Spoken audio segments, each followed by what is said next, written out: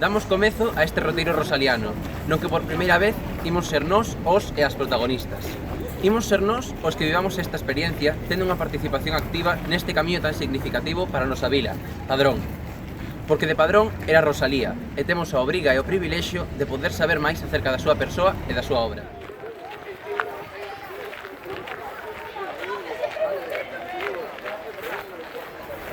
Esta estatua foi costeada polos emigrantes padroneses en Uruguai e en Buenos Aires, como se pode ver na súa inscripción. O seu autor foi Xosé María Mateos, discípulo da Sorei, e foi inaugurada no 1957. Ese día o espolón estaba cheo de xente, con xente subida aos pradairos.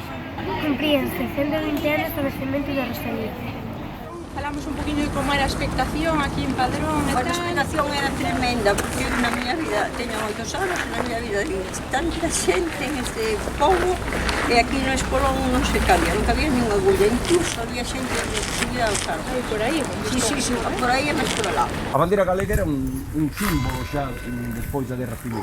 Envolverona cunha bandeira que tiña un veciño de Trabanco que se chamaba Camilo Agrasar e conservou a bandeira a súa morte e a familia que deu a fundación e tendera na fundación. Neste momento é un símbolo xa para Galicia, digamos que se houbera que cartografiar de alguma maneira a xeografía rosaliana, pois isto seguramente sería o centro.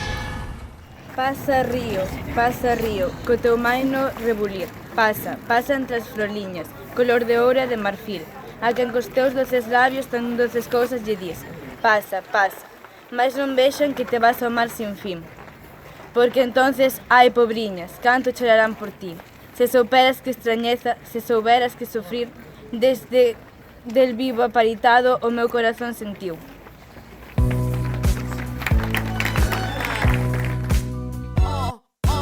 Arte e Galicia, teus dulces cantares casi mo pediron na beira do mare. Cantarte e Galicia na lengua gallega, consolo dos mares, alivio das penas. Arte e Galicia, teus dulces cantares casi mo pediron na beira do mare. Cantarte e Galicia na lengua gallega, consolo dos mares. Compostela, Coruña, Madrid, Simancas. Rosalía viviu en moitos lugares, pero foi aquí en Padrón donde atopou a súa voz poética.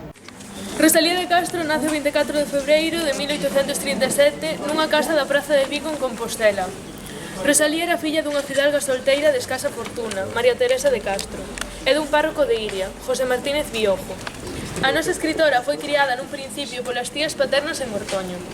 Temos noticias de que volta a Padrón en 1842. Que desde 5 anos é seguro, e desde 4 moi probablemente vivía nesta casa.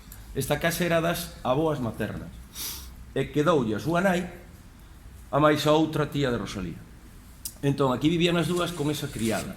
Crese que Rosalía viviu nesta casa ata os 10 anos. Así que podemos pensar que foi aquí onde aprendeu a ler. Rosalía pasa aquí esos anos da súa vida fundamentais na súa formación, porque os que vivimos aquí, cando lemos a Rosalía, é dicir, eu cando leo a Fole, pois pódeme gustar Fole, eu cando leo a Novoneira, pois encántame ler a Novoneira, pero as palabras de Novoneira non son as miñas.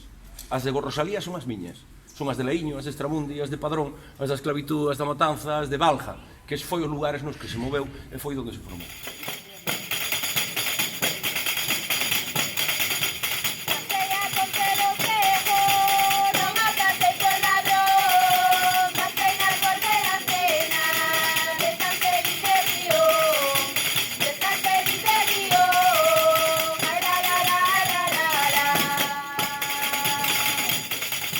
Todos os libros de Rosalía os lin. Na miña infancia non, porque estaba prohibido na escuela falar o gallego. E nós, como éramos dun sitio rural, nosos pais tampouco nos falaban de Rosalía, porque non sabían moito da vida de Rosalía. Eu sí que me gústame falar de Rosalía, gustoume sempre. Para min é un orgullo termos en Padrón, ou que tuvemos, unha poetisa como a Rosalía.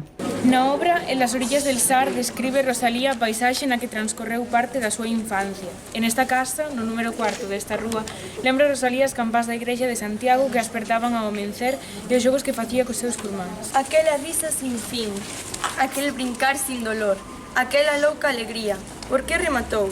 Inda vexo onde xogaba, cas meniñas que eu quería, o enxidiño onde folgaba, os rosales que coidaba e a fontiña onde bebía. Daban a bunana no cemiterio inmenso da banana. ou nos seus bosques da Habana una na. E de ver que foi deles, e de ver que foi deles. Venderonlle os boi, venderonlle as vacas, o pote do caldo e a manta da cama. Venderonlle o carro e as leiras que tiña, deixaron o sollo coa roupa vestida.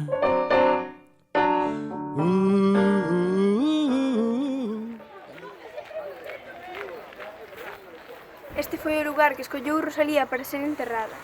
Estamos no cemiterio de Adina, un lugar cheo de historia. Ao que ela mesma lle dedicou os versos. Cemiterio da Dina, non hai dúda de que é encantador, cos seus olivos escuros de bella recordazón, co seu chan de ervas e flores lindas, cal noutras dou Dios. Moito te quixen, cemiterio encantador, cos teus olivos escuros, máis bellos que os meus avós. Neste cemiterio foi enterrada Rosalía no 1875, tal e como era o seu desexo. Ainda que anos despois se trasladaron os seus restos ao Panteón de Galegos Ilustres, en Santiago de Compostela. De feito, cando a levan para Santiago, houve moitísima xente que protestou. Ese Xosé Hermida, que era o anarquista ese republicano, protestou. Houve un montón de ideas, unha delas era construir unha especie de pirámide escalonada, unha pirámide de mármore, outra era enterrarla no Pórtico da Gloria, ao final, pois, enterrouse no Panteón de Galegos Ilustres. Conta a lenda que cando o corpo de Rosalía foi exhumado nun cemiterio de Andina para ser levado a Santiago, o corpo de Rosalía estaba incorrupto e o ramo de pensamentos permanecía intacto, malia que pasaran 6 anos do seu pasamento. Tiña as súas mans cruzadas sobre o peito e agarraba os pensamentos a flor. Por iso, en Padrón coñécese popularmente como a Santiña. Entón, volven a cerrar outra vez diante do notario e levan a de volta pola beira da vía do tren que está xusto por aí está a Matanza. A Matanza queda daqui a nada, a 400 metros. Entón hai unha anécdota moi bonita que contan os periódicos de época, que cando iban con ela ao lombo e pasaban por aí a xente que estaba traballando nas leiras paraba, sacábase as puchas, os gorros, botaba os sachos ao lombo e aplaudeu. Parece unha historia fermosísima.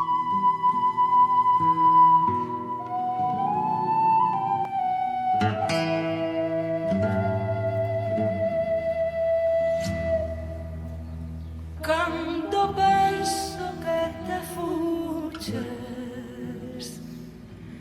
negra sombra que me asombras, os dedos meus cabezales tornas facendome mofa.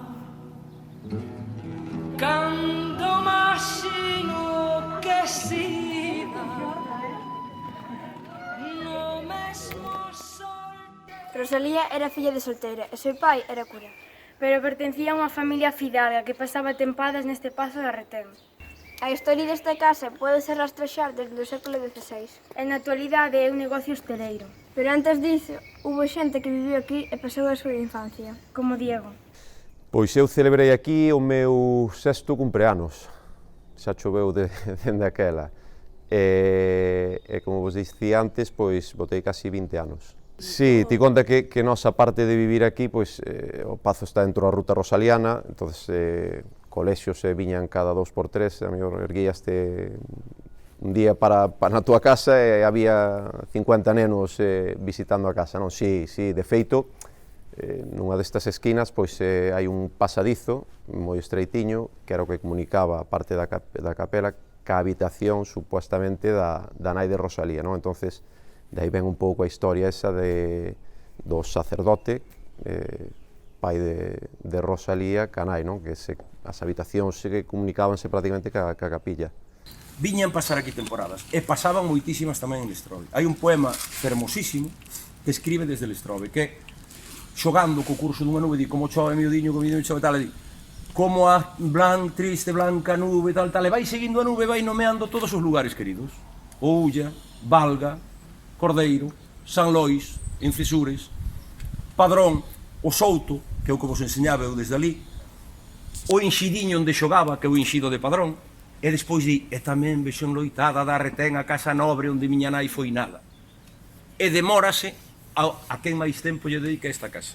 Recorda cando se cantaba, cando se brincaba, recorda os rezos na capela, recorda como xogaba aquí cos seus primos, todo eso está nese poema.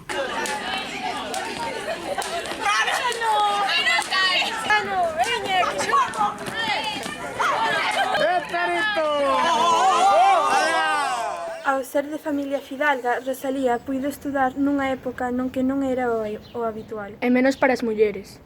Estamos en 1950. E Rosalía ten 13 anos. Volve coa súa nai a Santiago e ingresa no Liceo de la Juventud. Estuda francés, latín, debuxo, música e teatro. Ali coñece o seu primeiro amor, o tamén escritor Aurelio Aguirre. E fai amizades moi importantes. Eduardo Pondal e a súa irmán e Manuel Murguía.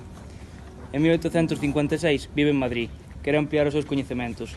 Coñece en persoa a Gustavo Adolfo Bécquer e lê as obras do poeta alemán Heinrich Heine. E o ano seguinte publica que será a súa primeira obra, o poemario La Flor. Estes 6 poemas en castelán serán comentados por Murguía na prensa madrileña da época. E ali comeza o mellor, a súa historia. No 58, casa xa embarazada con Murguía.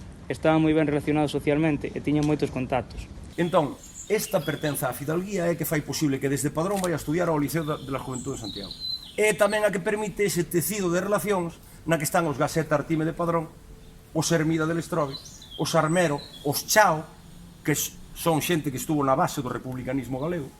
Todos esos eran xente que estaba alrededor de Rosalía e que a arroupou cando chegou a Madrid. Os dous momentos fundamentales de Rosalía, os tres son Padrón, Liceo de la Juventud,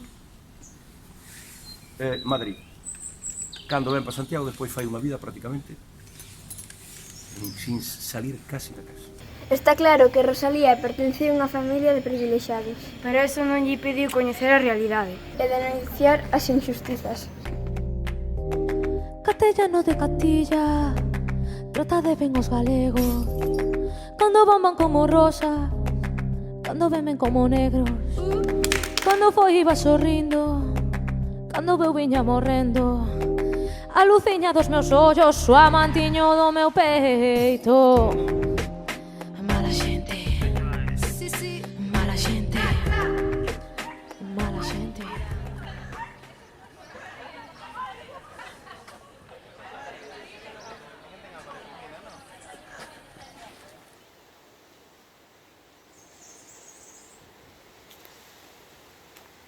Esta é unha das fotos máis famosas de Rosalía. Está co seu home e 5 dos seus fillos. Está sacada nun loureiro como este, na Casa da Matanza. Están sentados nun banco, este un ano antes de morrer, vedes o Murguía pequeno que era, que da altura do rapaz. Están subidos ao banco. Esta é Alejandra, tendo en conta que Rosalía tivo con 20 anos. Entón, foi primeiro unha filla, pero despois foi casi unha compañeira, que lle axudou casi a criar os outros. De alta e un pouco ao lado. Despois, téndolo o vídeo Murguía, esta sería Gala. Esta é Rosalía, ten un canciño aí. Hai unha historia moi bonita que está na prensa da época. Non sei se Barros, me parece que chega aquí á casa no ano 84 e petei con un seixo na porta, saleu un cadeliño, este é o cadeliño, e saleu un rapaz a falar conmigo, que era o vídeo Murguía. Claro, di que xa Rosalía estaba no leito, que Murguía que estaba escribindo, fala dunha biblioteca inmensa de que non queda absolutamente nada. E estas dúas pois son Aura e Alejandra, que tuveron un papel tamén así secundario. Identificámosla como unha habitación, non sei por qué, a habitación onde morreu, efectivamente onde morreu, pero era tamén a habitación, pois, a habitación de diario, na que convivía con Murguía. A Brida Fiestra, que quero ver o mar, parece que foron as últimas palabras que pronunciou, efectivamente, víase antes o mar desde aquí, e o mar, sabemos a que se refería aos que vivimos aquí. Nós chamamos de mar a Ulla, chamamos sempre, así. O que pasa é que botaron anos e anos, moitísimos teóricos e tal, teorizando se o mar sería o infinito, si o mar é, ademais de grandísimo infinito, pero era o mar daqui de o que se vía, que se vían desde aquí desde Sures. Pódese comprobar, efectivamente, que se non houbera casa se vería.